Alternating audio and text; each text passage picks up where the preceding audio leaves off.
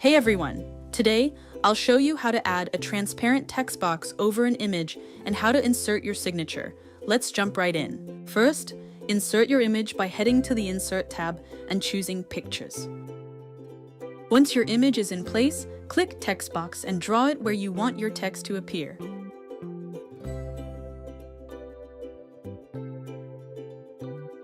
Then open Shape Format, set both the fill and outline to no fill/no outline so your text box becomes transparent. Now type your text, tweak the font and color, and voila, text that looks like part of the image. Next up, adding your signature. Go to Insert, then Pictures, then this device, then select and place it where needed.